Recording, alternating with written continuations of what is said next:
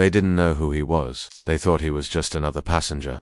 But 12 minutes after being denied a first-class seat, he grounded the plane and the pilot's career. When the gate agent glanced at the ticket and shook her head, she thought she was brushing aside just another passenger asking for more than he had paid for. When the stewardess rolled her eyes and gestured toward the economy cabin, she thought she was putting an entitled traveler in his place. And when the pilot, over the intercom, made a smug little remark about knowing your class, he thought he was untouchable. They were all wrong. 12 minutes later, that very same pilot would be standing red-faced in the aisle, stripped of his authority, while an entire planeload of passengers stared in disbelief. The man they thought was just another passenger would walk calmly to the front, whisper something into the ear of an airline executive on the phone, and ground the aircraft before it ever left the tarmac. The pilot would be fired before he could even unbuckle his seatbelt. The man's name was Charles Davenport. And Charles wasn't just any passenger. He was the CEO of Davenport Aviation Holdings, the very corporation that owned half the airline. But let's not get ahead of ourselves.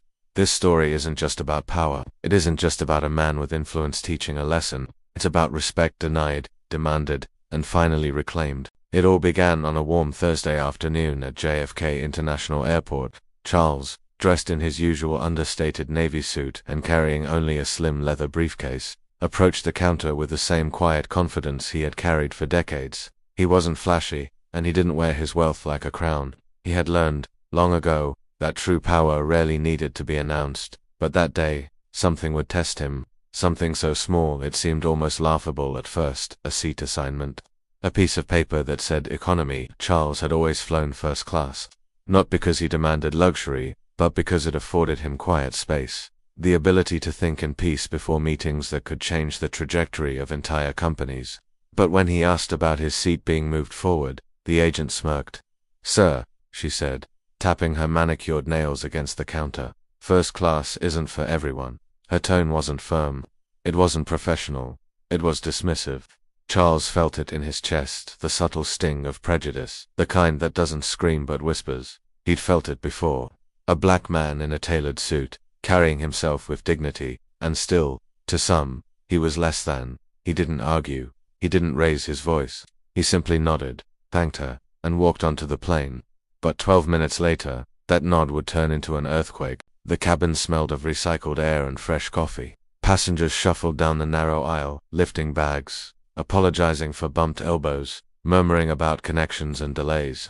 To anyone watching, it looked like a perfectly ordinary boarding process. But Charles Davenport knew better.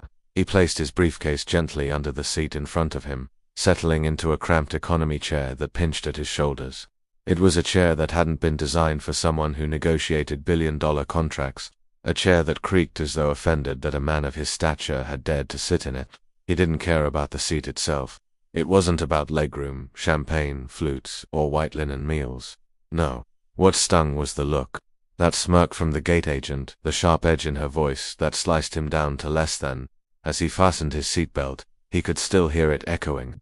First class isn't for everyone. The intercom crackled to life. The captain's voice filled the cabin. "Ladies and gentlemen, welcome aboard Flight 672 to Los Angeles. We'll be departing shortly, so sit back." And there was a pause, a beat too long. And then, almost like a joke slipped in at the end, the pilot added, "And remember, know your class. Some of us belong in the front, and others, well, you know where you belong." Laughter trickled from a few rows ahead. Nervous, polite chuckles. The kind of laughter that masks discomfort. Charles didn't laugh. He closed his eyes. His mind began to calculate, not in dollars or cents, but in consequence. The pilot thought his words harmless, but Charles understood something deeper. In leadership, nothing is harmless. Every action has weight. Every choice leaves a mark. Beside him, a young man in a hoodie pulled out earbuds and whispered, "That was messed up, man." Charles opened his eyes and nodded slightly. He wasn't angry, not yet. Anger was cheap. He was patient. Patient like the ocean before a storm. The flight attendants began moving down the aisle, checking seatbelts and carry-ons. One of them, the same woman who had dismissed him earlier, stopped by his row. Her voice was syrupy, but her eyes betrayed irritation. "Sir, I'll remind you, if you need assistance, press the button. Otherwise, please stay seated. Economy can't request first-class services." Charles tilted his head. "I didn't request anything." "Good," she said curtly. moving on. The young man beside Charles muttered, "They really got a problem with you, huh?" Charles finally smiled. A quiet, almost imperceptible smile. "They think they do," he replied. Above the hum of boarding, the pilot's voice returned. "Flight attendants, prepare for takeoff." Charles leaned back, resting his hands calmly in his lap. His silence wasn't surrender. It was a fuse, burning quietly.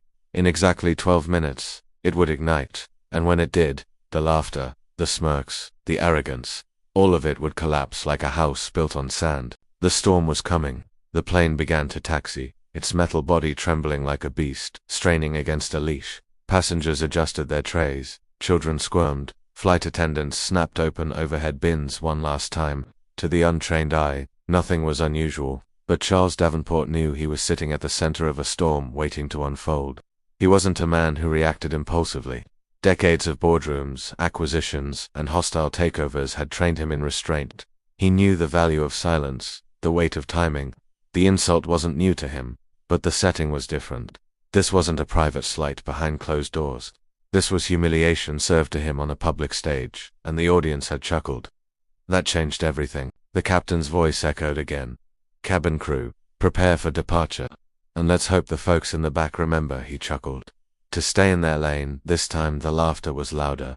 Charles opened his leather briefcase, not hurriedly, not with anger, calmly, methodically. Inside, nestled between neatly folded documents, was a phone unlike the rest. Sleek, secure, a direct line for corporate matters that couldn't afford delay.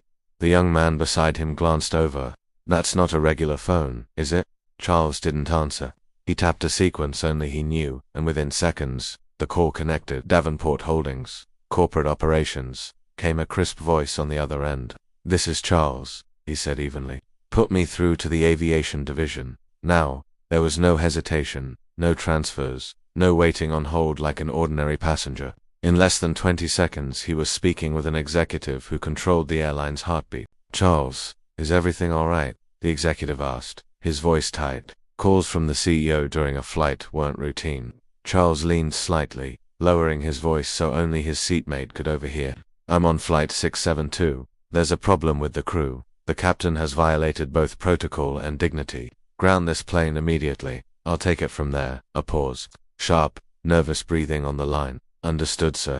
Give us 12 minutes. Charles ended the call. He didn't need to say more. The young man stared at him, eyes wide. Wait. You just grounded the plane." Charles looked at him, expression unreadable. "Not yet. But I will." The hum of the engines grew louder, the plane preparing to launch into the sky. Passengers flipped through magazines. Flight attendants smiled hollow smiles. No one else had noticed the invisible string Charles had just pulled. But 12 minutes was all it would take. 12 minutes until the entire flight would know. 12 minutes until the balance of power shifted from the arrogant voice in the cockpit to the man sitting quietly in row 17. For now, Charles simply folded his hands, closed his eyes, and waited. The engines roared louder, vibrations rattling the trays and windows as Flight 672 rolled steadily toward the runway. Excitement buzzed in the cabin, the usual anticipation before liftoff. A child pressed his face to the window, whispering, "Here we go, Mum." Passengers tightened seatbelts. Phones went into airplane mode. Everything pointed to a smooth takeoff. Everything. Except the silent countdown ticking in Charles's mind. 12 minutes. Charles glanced at his watch, then at the overhead compartments. He wasn't nervous. He wasn't anxious. He was simply waiting, as though watching a chessboard where he had already seen the final checkmate. At the front of the cabin, the smug flight attendant noticed his calm composure and mistook it for resignation. She leaned toward another attendant and whispered, just loud enough for the first few rows to hear, "Some people just don't understand boundaries, thinking they deserve more than they paid for." Charles didn't flinch. Words didn't bruise him anymore. He had been underestimated before, by competitors, by politicians, even by shareholders who thought they could outmaneuver him. They had all learned the same lesson eventually. The plane slowed suddenly, not accelerating toward takeoff as expected. Passengers looked around, puzzled. The young man beside Charles tugged out his earbuds. Why are we stopping?" Charles simply tapped his watch. Right on schedule. Inside the cockpit, the pilot frowned as his radio crackled with a message from ground control. The words were clipped, authoritative, and final. "Flight 672, abort takeoff. Repeat, Abort takeoff. Return to gate immediately. The captain blinked. Say again. You are ordered to taxi back to gate. Do not proceed. Confusion rippled through the crew. One flight attendant hurried to the cockpit, whispering anxiously. Passengers craned their necks, whispering about engine trouble or weather delays. Then the captain's voice boomed over the intercom, strained but forced into calmness. Ladies and gentlemen, apologies for the delay. We've been asked to return to the gate for routine checks. Nothing to worry about. But his tone betrayed him. He wasn't in control anymore. The young man at Charles's side gawked. That was you. You actually did it. Charles finally opened his eyes. It's never about what seat you're given, he said softly. It's about whether people remember your worth when they look at you. As the plane turned back toward the terminal, murmurs spread like wildfire. Some passengers looked annoyed, others concerned. The crew whispered urgently near the galley, trying to piece together what was happening. The captain's arrogance was cracking visible, undeniable. By the time the wheels rolled back to the gate, the cabin wasn't buzzing with excitement anymore. It was buzzing with suspicion. Something big was happening, and the center of it all sat in row 17.com as the eye of a storm. And in just a few more minutes, the entire plane would know exactly who Charles Davenport really was. The aircraft hissed as it docked back at the gate, the jet bridge sliding into place like a finger-pointing judgment. Passengers shifted uneasily, clutching their belongings, whispering theories. Some thought it was a security scare. Others muttered about mechanical failure. But none could explain why the pilot's voice, once smug and commanding, now trembled whenever he spoke. Ladies and gentlemen, the captain finally announced, his throat tight, we are experiencing an unexpected delay. Please remain seated until further notice. The words dripped with discomfort. This wasn't routine. Then, like an unexpected chord in a silent symphony, a man in a sharp gray suit entered the plane. His badge clipped to his jacket carried weight far beyond its size. Airline executive, the kind of person passengers almost never saw unless something serious had gone wrong. He walked straight down the aisle, no hesitation, no wasted glances, until he stopped at row 17, and then he did something no one expected. He bowed his head.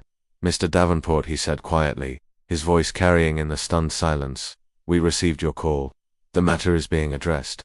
Gasps rippled through the cabin, heads turned. The smirking flight attendant went pale, her jaw tightening as though she had swallowed glass. The young man beside Charles gawked openly, whispering, You're the Davenport, the airline guy. Charles rose slowly, his presence filling the narrow aisle like a storm cloud. He adjusted his cufflinks, his movements precise, deliberate, as though he had been preparing for this moment all his life.